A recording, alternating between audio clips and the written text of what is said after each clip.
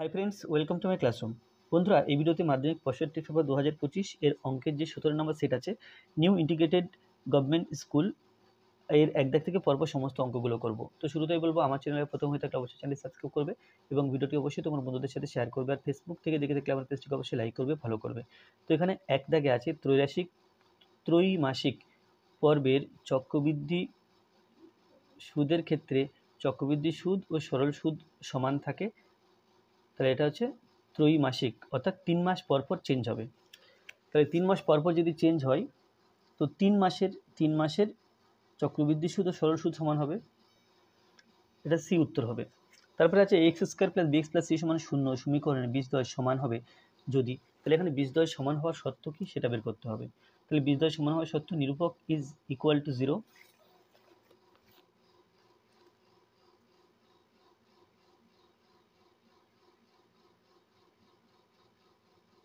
এটা 3 মাস। আর সমীকরণটা আছে x square plus bx plus c সমান 0। তাহলে বি স্কোয়ার মাইনাস 4ac এটা সমান 0, এটা হচ্ছে বীজদ্বয় সমান হওয়ার শর্ত। তাহলে এখান থেকে আমরা লিখতে পারি যে বি স্কোয়ার সমান 4ac, বা এখান থেকে লেখা যায় সি সমান বি স্কোয়ার বাই 4a। তাহলে সি সমান বি স্কোয়ার বাই 4a। এরপরে 1/2, এই 1/3, 3 আছে রুট 125 মাইনাস রুট 25 সমান কত হবে? রুট 125 মাইনাস রুট 5 সমান 125কে যদি উৎপাদকে ভেঙে লিখি আমরা, তাহলে এটা হবে 5 ইন্টু 5 ইন্টু 5, 5 5 25, 5 25 125 মাইনাস রুট 5। তো এই দুটোর জন্য একটা 5 বাইরে আসবে, 5 রুট 5 মাইনাস রুট 5, তাহলে হলো 4 রুট 5। বিয়োগ করছি, তো এখন 4 যেহেতু বাইরে একটা আছে, ভেতরে লিখলে আমরা দুটো 4 লিখব। 5 সমান 4 4 16, 5 16 80, রুট 80। তাহলে এটা হবে রুট 80। এরপর 1/4,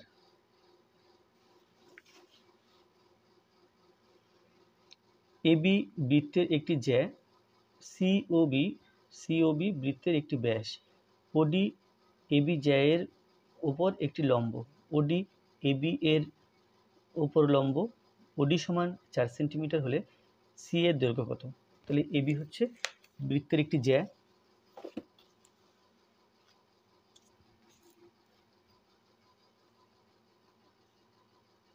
তাহলে প্রথম বৃত্তটা এঁকে নিলাম,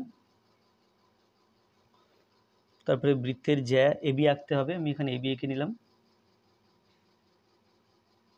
এবি এঁকে নিয়েছি। সিওডি বৃত্তের একটি ব্যাস, সিওবি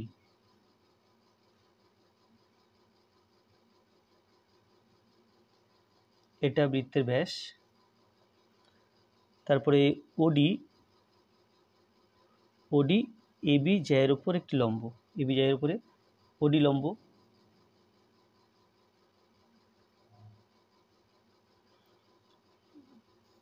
তাহলে ওডি সমান 4 সেন্টিমিটার, ওডি সমান 4 আছে। তাহলে সি এর দৈর্ঘ্য কত? সি এ অর্থাৎ এই দৈর্ঘ্যটা জানতে চেয়েছে। তো আমরা দেখতে পাচ্ছি এ বি সি যে ত্রিভুজটা আছে, ত্রিভুজ এবিসি এর দেখো ও বিন্দু থেকে এবির উপর লম্ব টেনেছি, তাহলে ও ডি হবে এবি এর মধ্যবিন্দু। ডি এবি এর মধ্যবিন্দু,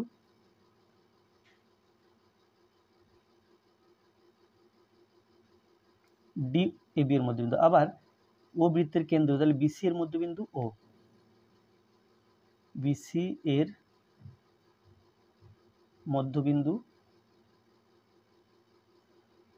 ও, অতএব এই ওডিটা এসি এর হাফ হবে।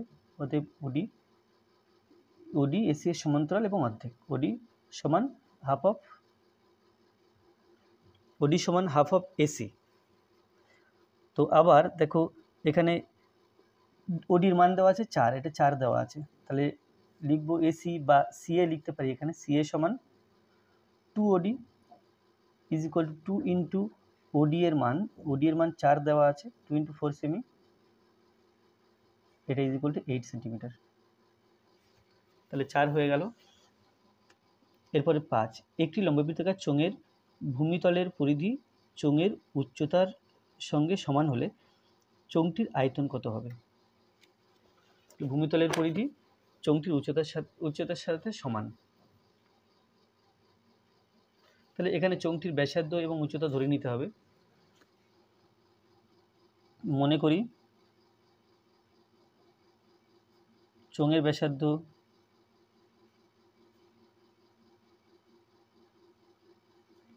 আর ও উচ্চতা h একক। তাহলে উচ্চতাটা কি? ভূমির পরিধির সাথে সমান, h সমান 2πr। তো এখান থেকে আমাকে বের করতে হবে কি যে আয়তন কত।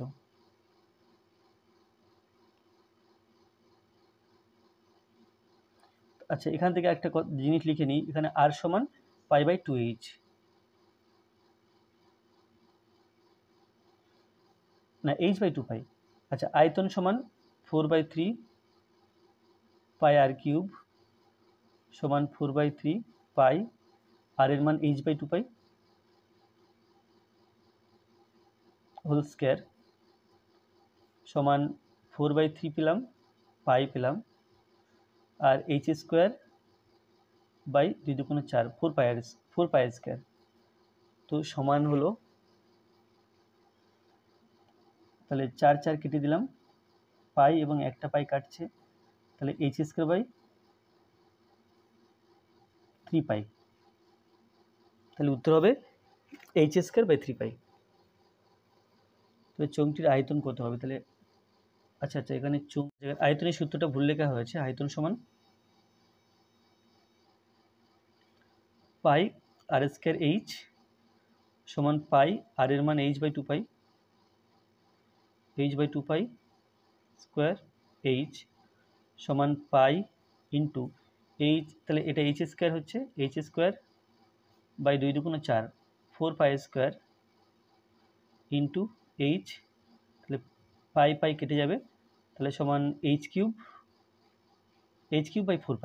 এটা হবে h³/4π। এবার 6,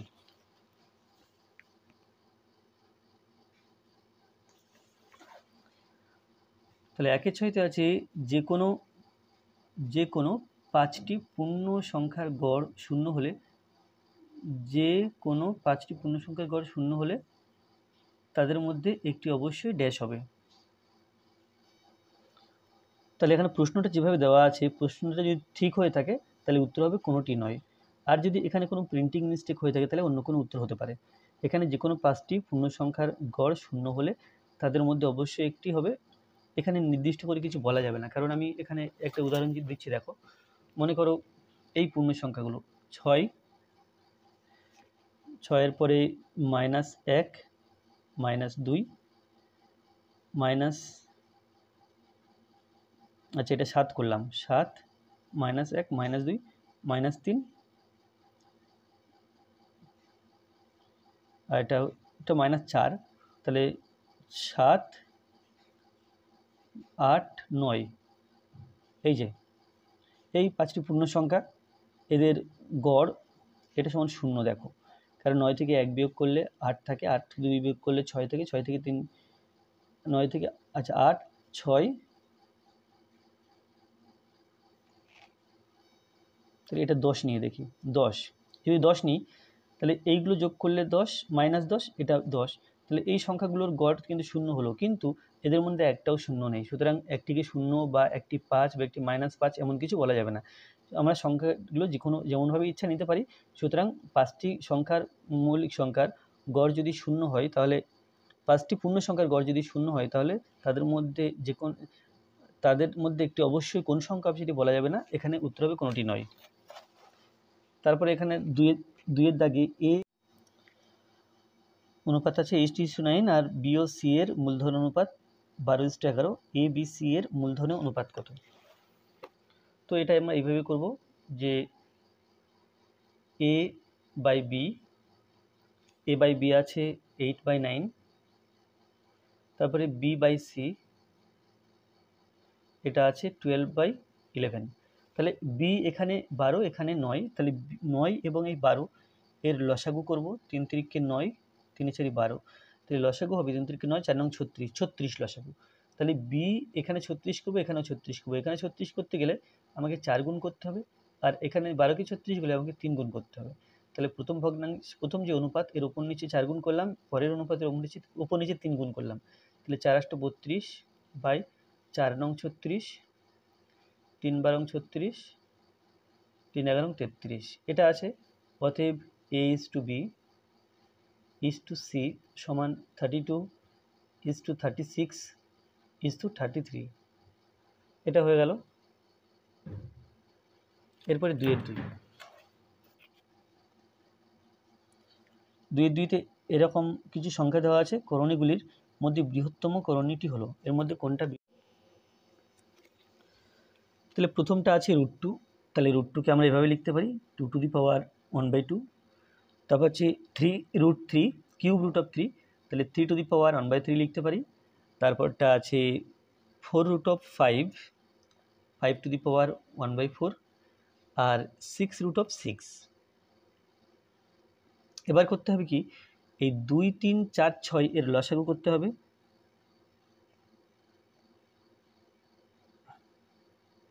2 1 কে 2, 3, 2 2 4, 3 2 6, 1 1 2 1, তাহলে 2 ইন্টু 3 ইন্টু 2, 3 2 6, 6 2 12, তাহলে 12 যেহেতু আছে, তো আমি কি করব, যে এর উপর এখানে 12/12 লিখব। এখানে 12/12, এখানেও তাই 12/12। তো এখানে পেলাম, তাহলে এই 12টা নিচের 12টা রাখবো, উপরের 12টা গুণ করে দেবো। 1 এর 2 এর সাথে 12 গুণ করলে 6 হয়, তাহলে 2 to the power 6 to the power 1/12, এখানে 3 to the power 1 এর 3 এবং 12 গুণ করলে 4 হয়, 3 4 12, এখানে 5 to the power 3 4 12 3 সমান 6 to the power 6 2 12 2, তাহলে 6খানা 2 পরপর গুণ করতে হবে। 2 2 2 4, 4 2 8, 8 2 16, 16 2 32, 32 2 64, তাহলে 64 to the power 1/2 1/12, এটা হলো 4টে 3, 3 3 3 3, 3 3 9, 3 3 9, 9 9 81, এটা 81 to the power 1 এর 12। এখানে হচ্ছে 3খানা 5, তো 5 into 5 into 5, 5 5 25, 5 25 125 to the power 1/12, আর এখানে 6 6 36, 36 to the power 1/12। তাহলে দেখতে পাচ্ছি যে সবচেয়ে বড় সংখ্যা হলো এটা 125 to the power 1 এর 12, তাহলে এটা 5 to the power 1/4 থেকে এসছে, আর বাকিগুলো তো এর চেয়ে ছোট। তো এখানে প্রশ্ন ছিল কি, প্রশ্ন ছিল যে কোনটি বৃহত্তম করণী, তাহলে বৃহত্তম হবে এটা। অতএব 4 to the power 5 to the power 1/4 করণীটি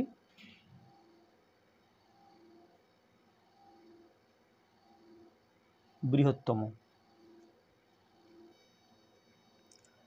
2 এর 3 আছে, একই বৃত্তে দুটি চাপ দ্বারা উৎপন্ন বৃত্তস্থ কোণ দুটির মান সমান হলে বৃত্তচাপ দুটির দৈর্ঘ্য এখানে সমান হবে। তাহলে sin square alpha plus sin square beta plus sin square gamma সমান 3 হলে cos square alpha plus cos square beta plus cos square gamma এর মান কত? এটা অত্যন্ত সোজা। তাহলে কি করব, 2 এর 4, sin square alpha plus sin square beta plus sin square gamma, এটা সমান 3 দেওয়া আছে। তো আমাকে cos আনতে হবে sin থেকে, তাহলে sin স্কয়ার আমরা জানি যে sin square theta plus cos square theta এটা সমান 1 আমরা জানি। তাহলে সাইন স্কয়ার থিটা সমান 1 মাইনাস কস স্কয়ার থিটা। তাহলে এখানে লিখতে পারি 1 মাইনাস কস স্কয়ার আলফা, এখানে লিখতে পারি 1 মাইনাস কস স্কয়ার বিটা, এখানে লিখতে পারি 1 মাইনাস কস স্কয়ার গামা। এটা সমান 3। 1 1 1, তাহলে 3 হলো, মাইনাস কমন নিলাম, তাহলে কস স্কয়ার আলফা পেলাম প্লাস কস স্কয়ার বিটা পেলাম প্লাস কস স্কয়ার গামা। এটা সমান 3 3 3 দুই দিক দিয়ে কেটে দিলাম, তাহলে পাবো যে cos square alpha plus cos square beta plus cos square gamma, এটা সমান 0। 2-5, একটি ঘনকের প্রান্তরেখার সমষ্টি 24 একক হলে ওর আয়তন কত হবে? তাহলে প্রান্তরেখার সমষ্টি 24 একক। এখন ঘনকের প্রান্তরেখা কটা আছে সেটা প্রথমে বুঝতে হবে। তো আমি এখানে ঘনক আঁকছি, তোমরা গুনবে যে কটা প্রান্তরেখা হচ্ছে। তাহলে শুরু করি। 1 2 3 4 5 6 7 8 9 10 11 12। তাহলে প্রান্তরেখা ঘনকের আছে 12টি। তাহলে 12টি প্রান্তরেখার সমষ্টি যদি 24 একক হয়, একটি প্রান্তরেখা হবে 2 একক। 12টি প্রান্তরেখার সমষ্টি সমান 24 একক। অতএব একটি প্রান্তরেখার দৈর্ঘ্য সমান 24, তাকে 12 দিয়ে ভাগ, এটা হবে একক, সমান 2 একক। 12কে 24 বা 24কে 12 দিয়ে ভাগ করলে এটা 2 একক হলো। অতএব আয়তন, ঘনকের আয়তন সূত্র a কিউব বা বাহু কিউব 2 কিউব ঘন একক সমান 2 দুগুণে 4 4 দুগুণে 8 8 ঘন একক।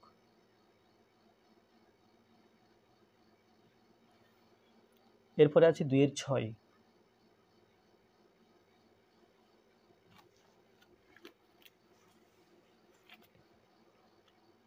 বৃহত্তর সূচক উজাইব ও ক্ষুদ্রতর সূচক উজাইব যে বিন্দুতে পরস্পরকে ছেদ করে সেই বিন্দুর ভুজ মানে এটা x স্থানাঙ্ক হলো পরিসংখ্যা বিভাজনের মধ্যমা। এটা হলো মধ্যমা। তারপরে সত্য বা মিথ্যা লেখো যে কোনো 5টি। 6 বছরের সরল সুদ সবৃদ্ধিমূলের 4/25 অংশ হলে সুদের হার হবে 10%। তাহলে সবৃদ্ধিমূল বলতে সুদ আর আসল মিলে বোঝায়, আর সরল সুদ বলতে কেবল সুদের পরিমাণ বোঝায়। তো এখানে 6 বছরের সরল সুদ সবৃদ্ধিমূলের 4/25 অংশ, তাহলে সবৃদ্ধিমূল কত সেটা ধরে নিই। মনে করি সবৃদ্ধিমূল সমান x টাকা। অতএব সুদ ব্র্যাকেটে i, এটা সমান আছে এই x এর 4/25 অংশ মানে 4x/25 টাকা। তো আসল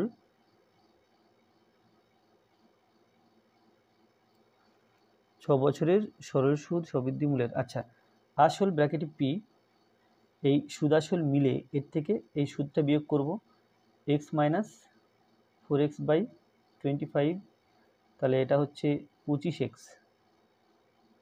মাইনাস 4x/25, তাহলে সমান 21x/25। তারপরে সুদের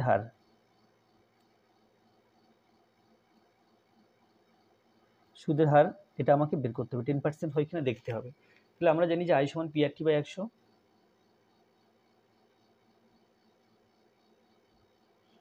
বা PRT সমান 100Y বজ্রগুণ করলাম, বা আর সমান 100I বাই PT সমান 100। আচ্ছা, আই এর মান আছে 4x বাই 25, নিচে পি এর মান 21x বাই 25, এবং টি আছে 6 বছর, তাহলে বা আর সমান পেলাম এখানে আর সমান 100। আচ্ছা, এটা 4x বাই 25, তাহলে উপরে 4x, এই 25টা উপরে যাবে, ইন্টু 25 বাই, এখানে 25 আছে, তারপরে 21x নিচে থাকবে, 6 নিচে থাকবে, এটা আছে। তো 25 কেটে দিলাম, x কেটে দিলাম, 6 4, এখানে 3, তো এটা হচ্ছে 100 আর 2 গুণ করলে 200, আর 3 21 63। তাহলে এটা কিন্তু 10% এলো না, তো এখানে লিখবো মিথ্যা। এখানে যখন 10% এলো না, তাহলে এটা মিথ্যা লিখতে হবে। নেক্সট আছে 3x square plus 8x plus 2 সমান 0 সমীকরণে বীজদ্বয় আলফা ও বিটা হলে 1 by alpha plus 1 by beta এর মান হবে 3। এখন তাহলে সমীকরণটা প্রথম লিখে নিই।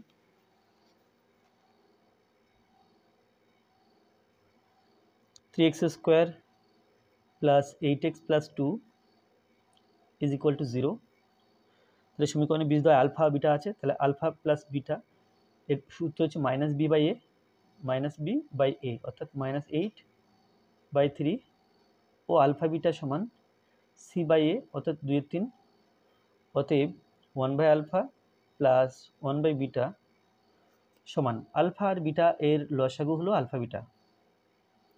আলফা দিয়ে ভাগ করলে আলফা কেটে গেল, বিটা থাকছে, বিটা দিয়ে 1 গুণ, উপরে হচ্ছে বিটা, প্লাস বিটা দিয়ে ভাগ করলে বিটা কেটে যাবে, আলফা থাকবে, আলফার সাথে 1 গুণ, তা আলফা সমান alpha plus beta by alpha beta.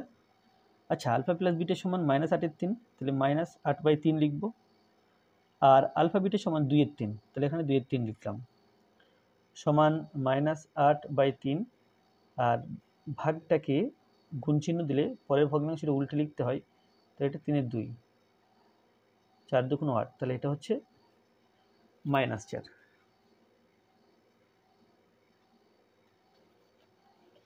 এরপরে 3 দাগ, 3 দাগে আছে থিটা ধনাত্মক সূক্ষ্মকোণ হলে sine theta is less than tan theta. এটা সত্য না মিথ্যা? আচ্ছা, এটা কিন্তু মিথ্যা ছিল।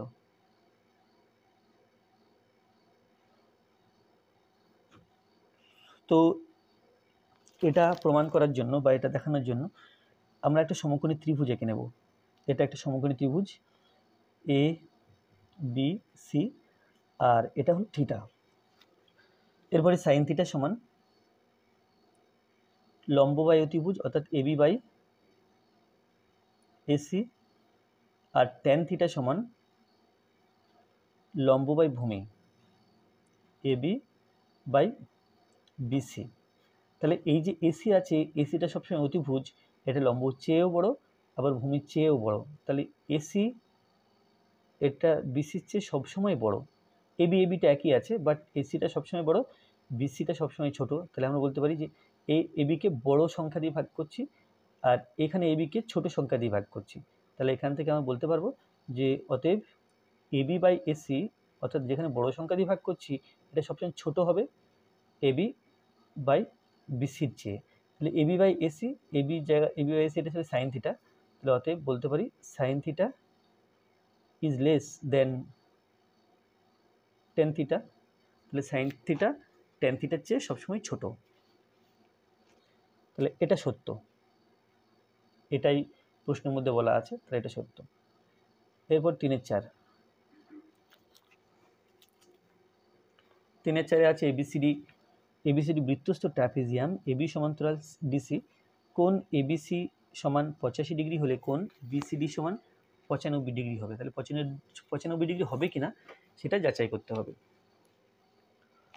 তো এখানে বৃত্তস্থ ট্র্যাপিজিয়াম এবিসিডি আঁকতে হবে। আমরা জানি যে বৃত্তস্থ ট্র্যাপিজিয়াম যেটা হয় সেটা সবসময় সমদ্বিবাহু ট্র্যাপিজিয়াম হয়।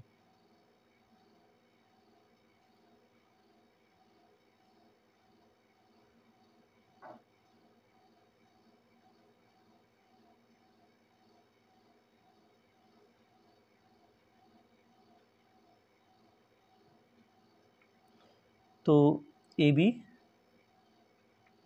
সিডি, তাহলে এবি আর ডিসি সমান্তরাল বলা আছে। এরপরে কোণ ABC 85 degree, A B C এটা আছে 85 ডিগ্রি, তাহলে কোণ বিসিডি সমান কত হবে? বিসিডি এই কোণটা কত হবে সেটা জানতে চেয়েছে। তাহলে আমরা জানি যে বৃত্তস্থ ট্র্যাপিজিয়াম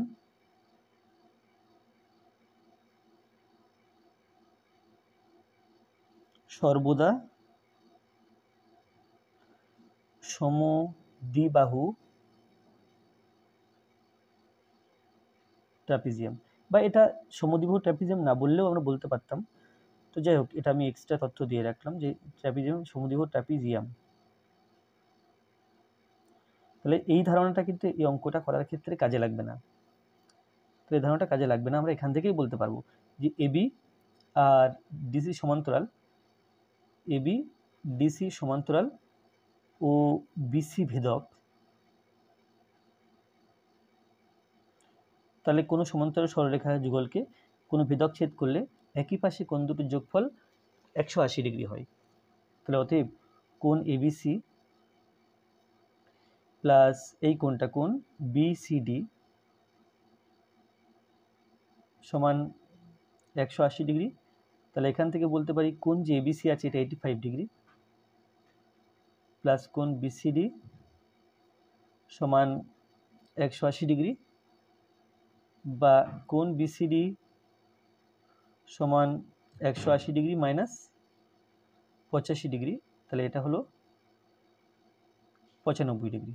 তাহলে 95 ডিগ্রি প্রশ্নেও বলা ছিল, তাহলে এটা লিখতে হবে সত্য।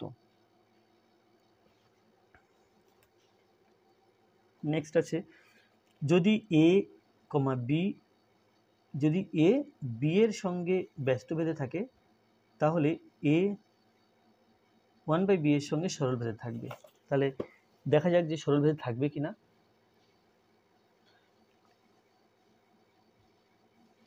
এ বি এর সাথে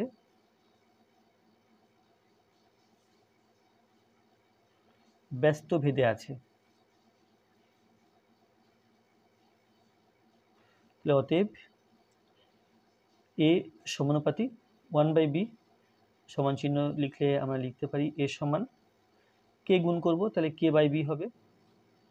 কে সমান অবশ্যই লিখতে হবে কে সমান ভেদ ধ্রুবক, কে সমান ভেদ ধ্রুবক। তো এখান থেকে বলতে পারছি এবি সমান কে। এখন আমাকে দেখাতে হবে যে এ 1/ab এর সাথে সরলভেদে আছে কিনা। তাহলে এখান থেকে বলতে পারি বা এ সমান কে ইন্টু 1/b বলতে পারি, কারণ উভয় দিকে এ বি দিয়ে ভাগ করেছি। তাহলে এখান থেকে বি কেটে গেছে, শুধু এ থাকছে, আর এখানে 1/b হচ্ছে। তাহলে কি হলো, তাহলে এখান থেকে পাই এ সমান একটা ধ্রুবক সংখ্যা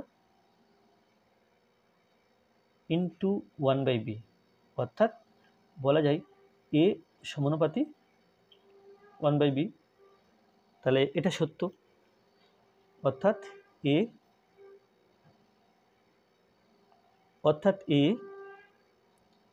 1/b এর সঙ্গে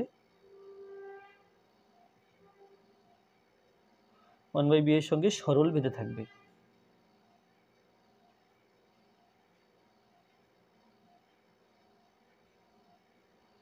তো এটা সত্য।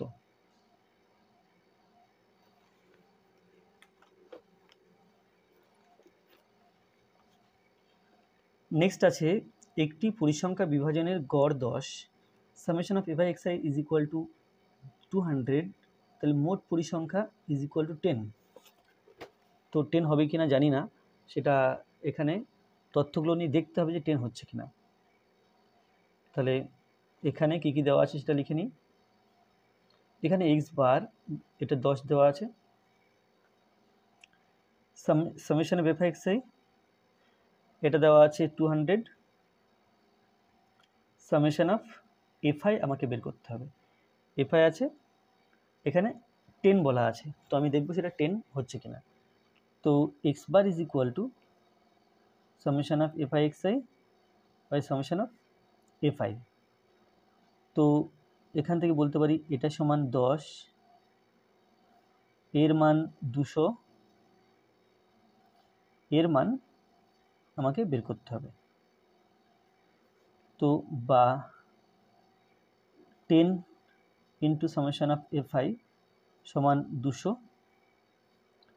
বা সামেশন অফ এফ আই সমান 200/10, এখানে পেলাম 20, তাহলে 20, তাহলে কিন্তু 10 হলো না, এখানে 20 হলো, তাহলে এটা লিখতে হবে মিথ্যা। তো আজকের ভিডিও এই পর্যন্ত। ভিডিওটি ভালো লাগলে অবশ্যই লাইক করবে, কোনো প্রশ্ন থাকলে কমেন্টে জানাবে, আর আমার চ্যানেল প্রথমে থাকলে অবশ্যই চ্যানেল সাবস্ক্রাইব করবে এবং ভিডিওটি অবশ্যই তোমার বন্ধুদের সাথে শেয়ার করবে। ধন্যবাদ।